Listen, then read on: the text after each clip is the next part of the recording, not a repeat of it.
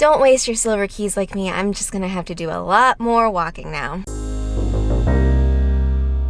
P.S. Happy birthday, Harry. Sorry your memories are scattered all over the place for the public to see and haunting you. Welcome back to WizardPhD. I'm Professor Lynette, and today we are going to be talking about how the brilliant Portkeys and brilliant Runestones work in week 2 of Potter's Calamity. I'm headed to San Francisco later today to hear a discussion on the development of Wizards Unite. It's going to be at the Apple Store. That vlog will be later.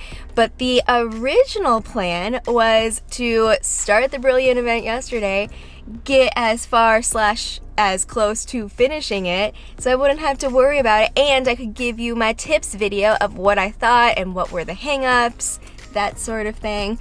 But then I made a mistake. So I had tons of tweets from people saying that the Portkeys were giving them old rewards from week 1.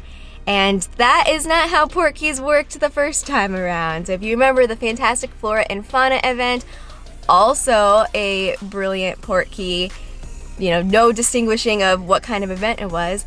And then from that event to the Potter's Calamity, if you had any 7Ks left over, those gave you the new rewards. Now this is the first time that they're running a week 1 to week 2 event, and so we don't know if this is how the standard is, but hopefully they'll give us that confirmation really soon. Now, if you were confused like me, don't worry, I have the official update and clarification. I will put the links down below of where I found these to the Discord groups that they're posted in on Reddit, and also the Harry Potter Wizards Unite community page. They announced this, I don't know, like a few weeks ago, but they have been posting official updates there rather than their blog or social media. So those are the 3 places that I look first for information. I kind of hover over and wait to see for an official ministry update from them. Anyway, official confirmation for how these Portkeys and Runestones work during week 2, which is right now, and afterward. On the map, you'll find a brilliant golden snitch for the week 2 registry page, in addition to brilliant Quidditch Captain Harry and brilliant Hedwig to help those of you who did not complete part 1 of the registry page. That's a nice gesture. And also, if you just had the brilliant traces and they were all snitch, it's not exciting. You know it's a snitch. You already know what it is. So you have 3 different kinds of brilliant foundables if you see a brilliant trace. New Portkeys from week 2 will give you Harry's ministry ID card. New Portkeys. Portkeys from part 1 will still give you the trunk image from part 1. They didn't say this, but probably also to help out people who are trying to finish part 1. The remaining foundables on the part 2 registry page: Department of Magical Law Enforcement badge, London 5 photograph, and framed family photo you'll receive as you complete the event quest. So that is for 2, 3, and 4. I'll talk about that in a second. Potter's Calamity Runestones will give you daily profit fragments. After part 2 is over, these Runestones will start to drop either Daily Profit or Harry's Weasley Sweater fragments. So after this week is up, so during this week, it will be the 2nd week Daily Profit fragment.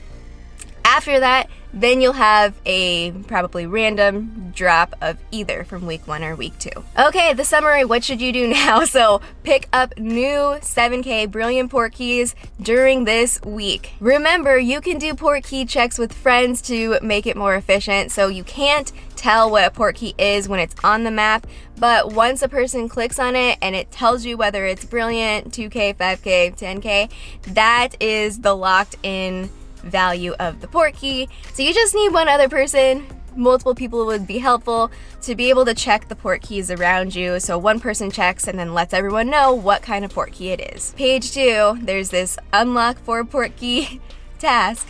If you could do all 4 of the 7Ks at once and have enough silver keys and have the space and all of that to do so, that's what I would recommend to save on the walking distance. So you would only have to walk 7 kilometers and get all of those done.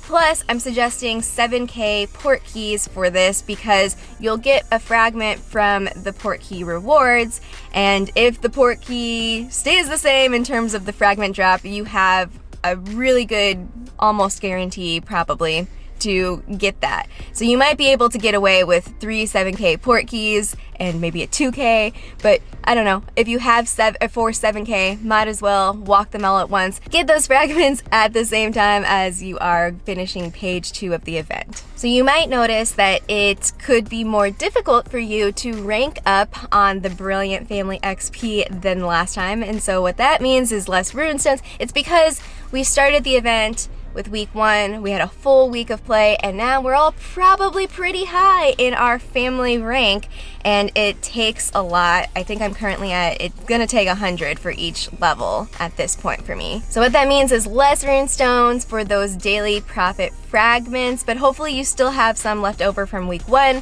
That's what I've been using so far, and I've been getting fragments for that. Reminder, it's not a guarantee, it is just a chance for you to get a runestone reward with a brilliant fragment, so may the odds be ever in your favor. After week 2, if you still need fragments for either week, you'll have your chance. So if you need the Weasley sweater, there's still a chance, but you have to wait until after week 2's event is over. And then if you don't get the daily profit this week, you'll still have another chance, but it'll be either one of those two after the event is over. Finally, you'll earn the last brilliant foundables from rewards on pages 2, 3, and 4 of the event. So be sure you try to finish the event to fill out your registry page, because after week 2, you won't be able to get those rewards from the pages. You have until August 6th. Best of luck. Other notes. So I already knew that the Portkey task was going to be a challenge for me, but let's also look at pages 3 and 4. Page 1 is pretty easy. Page 3, we have recover 3 brilliant golden snitch. That works hand in hand with return 4 high foundables. The reason is because the brilliant golden snitch is listed as high, so as you are completing the 3 brilliant snitch, you're also simultaneously returning high foundables. So that just leaves 1 more high foundable to find, so you can do another brilliant snitch or any of the, yellow lights that you see out in the wild. Return 4 dark arts foundables. So this one might be a challenge for some people. If you are having difficulty finding dark arts, I would recommend exploring your location for some bank areas, because a lot of the flags that I've found are at banking institutions. Page 4 is challenging. So you are brewing 8 potions, which my tip for the potions is to stock up on your ingredients for the healing potion and the basic extimulo potion, and you're gonna be doing it back to back. It's gonna take some time, but you wanna be sure that you have those ingredients so you can mass stock those up. Then you have to use 8 potions. So my recommendation, what I'm gonna try to do is do the healing potions so that when I do wizarding challenges, I can heal myself and pretty much do a lot during one really tough battle. Which brings me to the last task on this page: defeat 3 common dark wizards. Commons are the 1-stars, so hopefully this isn't too big of a challenge. I do have a tip. If you are not an Auror, so if you're a professor or magizoologist and you play with an Auror, you can have the Auror start on the dark wizard and bring it down low until it is low in health, and don't knock it out accidentally, but leave it for the people to knock out. Now Jeff does this for me all the time. He'll take a dark wizard, leave it all the way until it has 1 hit, and then exit, and then I'll jump in and hit it. And this is important because you need to be the one who takes it down if you're playing in a team. Not everyone in the team gets the reward for that. You specifically need to take down the dark wizard. That's all I have for week 2 of Potter's Calamity. I'd love to know what your plans are for playing this event, if you've already started, if you're waiting till the weekend, and also, how are you celebrating Harry's 39th birthday today? Share your pics with me on social media or leave them in the comments below, and until next time, wands ready.